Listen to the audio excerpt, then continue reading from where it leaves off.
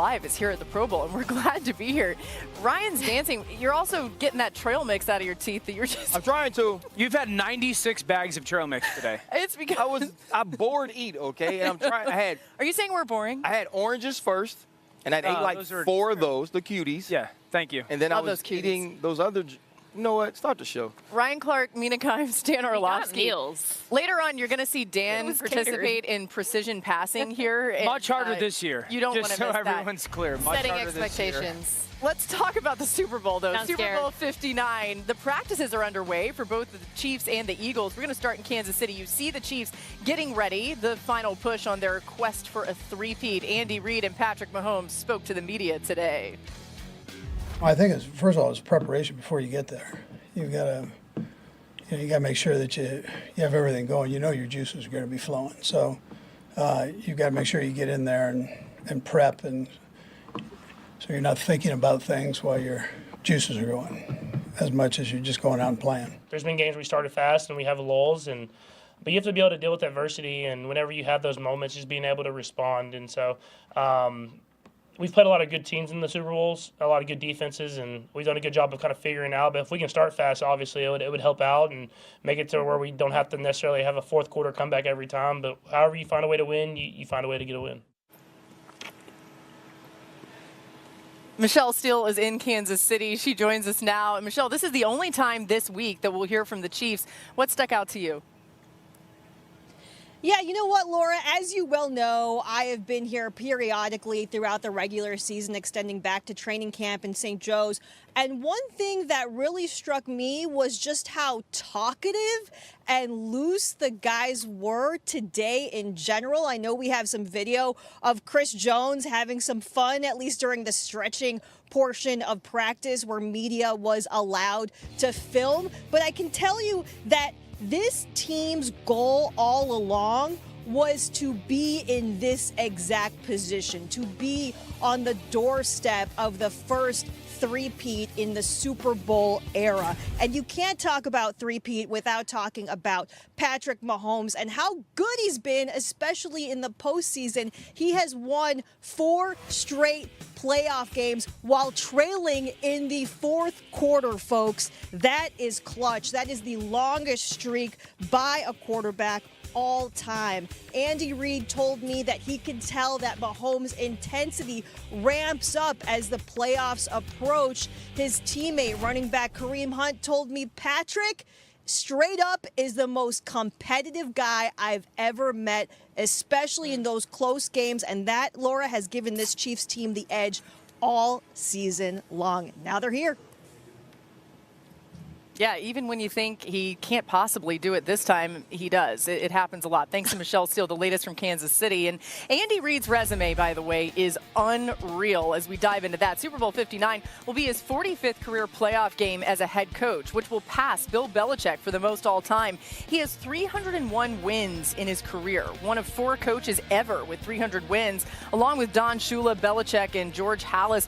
He also has the most wins in both Chiefs and Eagles history. Mina, how have the Chiefs put this run of success together?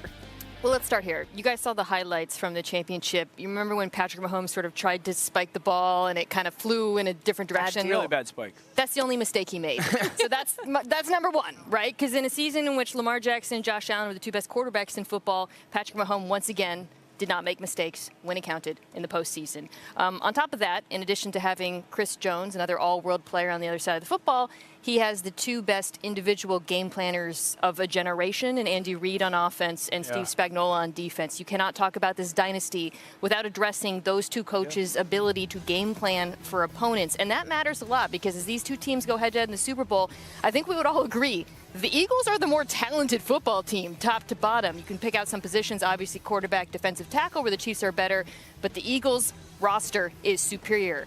It doesn't matter when you got that quarterback and those coaches. Yeah, I think the Eagles roster is superior. It's certainly not the sort of superiority we saw over the Washington Commanders, though, right? It's closer in a lot of those positions. And then when you look at positions like the quarterback, which is ultimately important, you understand who Patrick Mahomes is. But I love the fact that Mina talked about Andy Reid and Steve Spagnuolo, the way that they find ways to scheme in these games, but also it's the ability to make the right call at the exact right moment. You know, you were talking, Dan, on Monday about the zone read from Patrick Mahomes. That was something that they pulled from the Baltimore Ravens, but used it at the exact right time. And the thing for me is executing in all three phases in the most important moments and winning games in different ways. The Denver game, you block a field goal late. In Pittsburgh, you see George Karlaftis start to dominate. You get red zone turnovers, and then you play teams like the Houston Texans, and Patrick Mahomes find ways to execute in the right moments,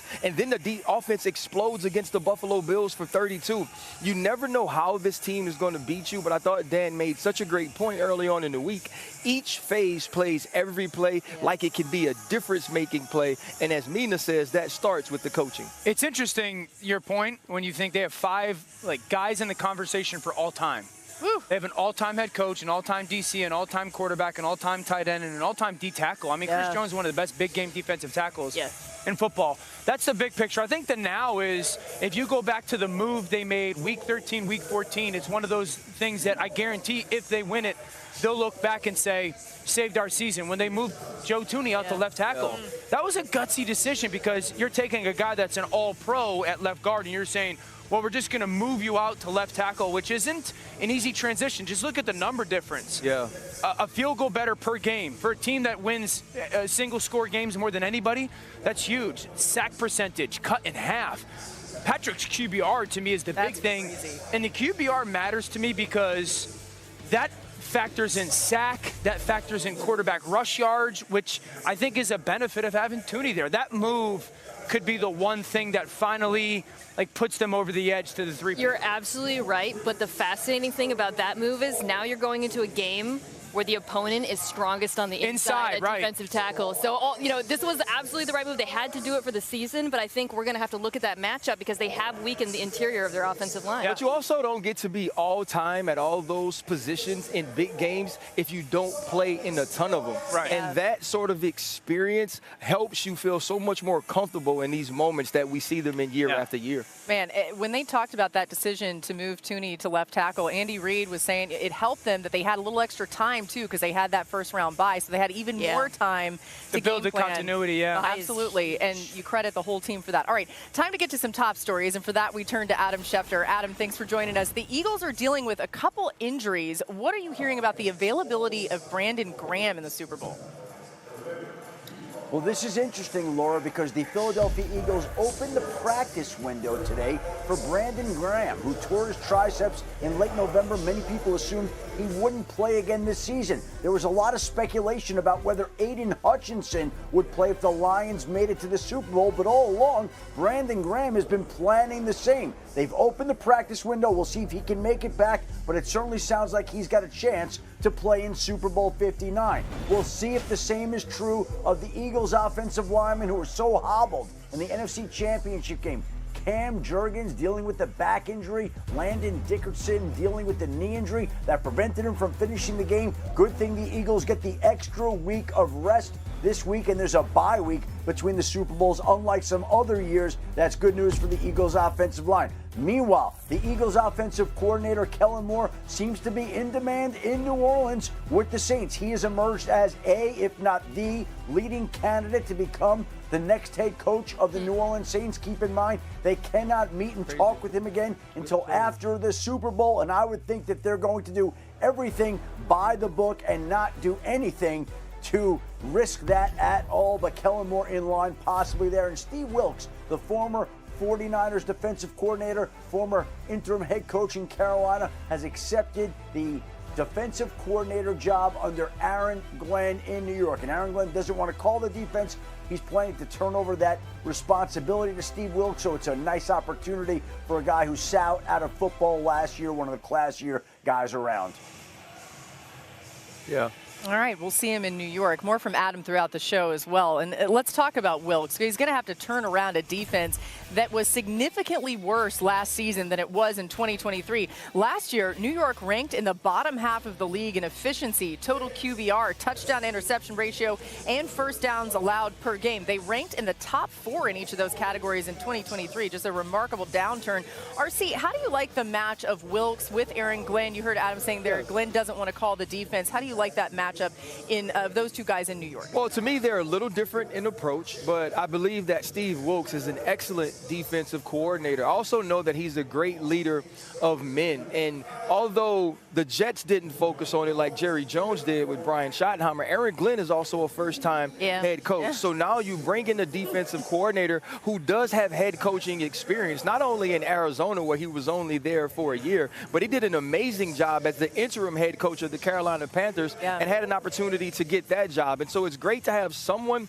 on the coaching staff that you can lean on for certain decisions and understandings of how you want to run things. So I believe that this is great for Aaron Glenn. He doesn't have to focus on the defense, but also has someone to bounce things off of that understands the position that he's now in. Yeah, that's a great point about his leadership background and that coaching background. I really like it from that angle. I like that Aaron Glenn is giving up some responsibility so he can focus on kind of the CEO aspect of being a head coach. I'm interested in seeing how it plays out from a football perspective because the two coaches have not worked together. Yeah. And there has been some similarities and, pardon me, some differences between their defense. Here's one primary difference. Aaron Glenn we associate with playing a ton of man coverage, both in Detroit previously with the New Orleans Saints. Not so with Steve Wilks going back to before he was with San Francisco, when he was with Carolina and was really running his defense much more zone heavy, lots of quarters, which actually is what the Jets did with Robert Saleh. He does blitz a lot, and which is something that Aaron Glenn likes to do, but I'm interested in seeing kind of how those different backgrounds come together because we're talking about two defensive coaches from different coaching trees. It's also sort of cool, though. You watch Quincy Wilson, in my opinion, start to excel as a blitzer last year once you couldn't get the pressure. So you do wonder how those things marry. You guys like the fact that he's given up play calling as a head coach? Yes. Why? Because I think sometimes, especially as first-time head coaches, you don't understand what the intensity of the load of carrying both of those things are like. And I do believe as far as a defensive coach, you're used to focusing on that one thing where I feel like offensively you get more of a feel for the entire team. You can also always take it back. Yeah. You keep that option. No, I mean, you keep that option open. Yeah, I think the contrast of styles will be interesting. They got to re-sign DJ Reed, I think. If that, you want to make sure that Sauce Gardner had a down year. That's accurate to say it. I think everybody on their defense had a down year. I think they want to make sure that having DJ Reed, who's such a solid corner opposite Sauce, is a big deal. Isaiah Oliver played some meaningful snaps for them this year. I would have liked Aaron Glenn to remain a little bit more in control of the defense. I think the contrast of style and who wins out stylistically and scheme-wise will be fascinating to see because Aaron Glenn got the job because of the way that they dominated on defense in Detroit with their aggression. Yeah. I don't think you can live in that world in a zone-centric defense. Yeah, I guess I just don't know if he got the job for that. I believe he got the job because of the way that he led in and the way that guys continued to play under him last year, even though they had so many injuries on the defensive side of the ball. You got to think, too, though, like, they're going to mesh their seeds together, right? Like, I bet Aaron Glenn has a little more say in it than we think. We'll see. We'll find out. Wilks' 49ers defense, by the way, ranked third in the NFL in points allowed in 2023. That was the last time we saw him out there. We're just getting started on NFL Live from the Pro Bowl. A lot more coming your way on the show that you do not want to miss, including the Bengals facing pivotal contract decisions this offseason involving Jamar Chase, who will be here, T. Higgins, and Trey Hendrickson. One analyst believes they could keep all three. You don't want to miss what de facto GM Duke Tobin had to say about that. Plus, Philly games in the last 3 seasons, including the playoffs. The Chiefs are the only team with more, as you see there. It's also the most wins in a 3-season span in Eagles history, which dates all the way back to 1933. For context, that's about when the Philly cheesesteak was invented. They came up with that in 1930. So that's how long they've been doing it and how good it's been of late. Dan, what's impressed you about how this Eagles team was built? This is one of the best 4-year runs draft-wise, I think, in a long time in the NFL. I'm not saying it's the best, but if you look at Howie Roseman's last 4 drafts and the first 3 round picks of each of those drafts, he's absolutely destroyed them. Go back to 2021, bottom. Round 1, Devontae Smith. Round 2, Landon Dickerson. Round 3, Williams. 2 of those guys are stars. Williams is having a great season. 2022, Jordan Davis playing great. Jurgens, big-time starter. Nakobe Dean was playing fantastic. I mean, there's 12 guys. Jalen Carter in round 1 and 23. Nolan Smith has become a problem. Tyler Steen started last week at guard for them, impact player. Obviously, this past year with Mitchell. I mean, you're talking about going in your last 4 drafts, the first 3 rounds, 12 for 12. Yeah. 12 for 12. That is unbelievable. And we wonder how it got put together and why the roster's so good and how this team is so loaded. To have a general manager hit on that many picks early on in the draft, that's the reason why this football team, roster-wise, has been so dominant. It's not all this, but that's not defense pipeline helped a lot there, too. A lot of those guys, former Georgia Bulldogs. Adam, you've got more on how this team was constructed, specifically the defensive side.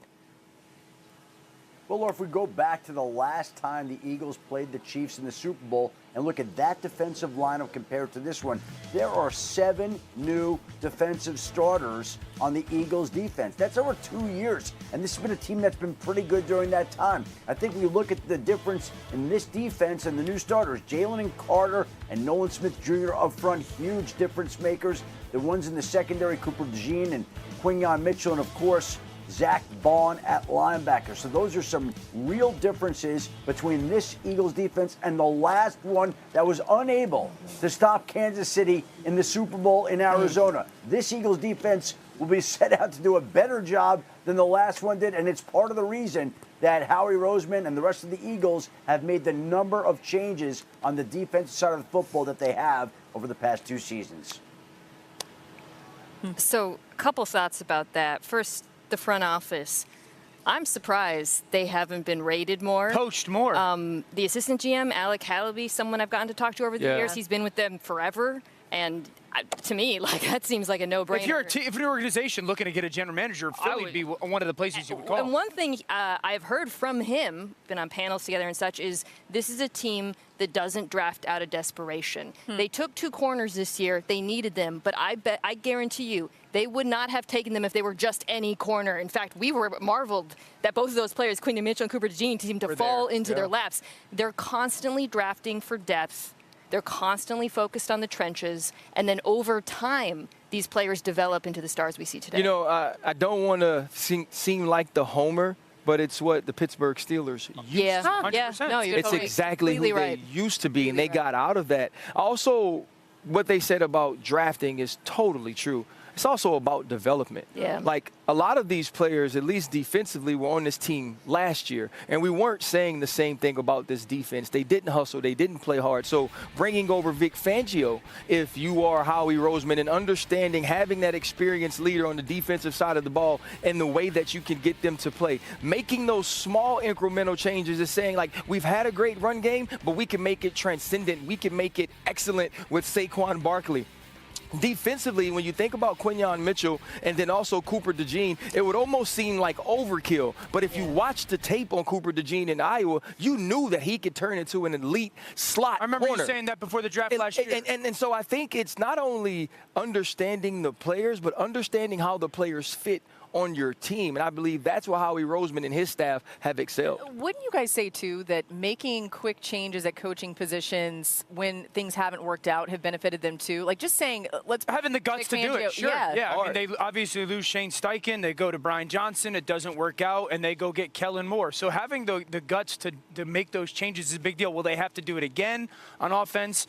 We'll find out. I mean, again, to the defensive point, they had to change multiple times as well. So they've got the right people in their building. All right, it's time for one more thing before we go. I didn't want this to happen, but I guess we're going to put up some graphic of the 11 instruments that I play. Because we did our trivia. I've been wondering. Did you write them down? Well, Piano? hey, most of these are like What's the second one? percussion. What's a timpani? A timpani, Dan. Is that dulcimer? The dulcimer. What is that? That's like an Appalachian lap guitar. Isn't or the the hammered marimba version. a dance? Marimba is not a dance. No. That's actually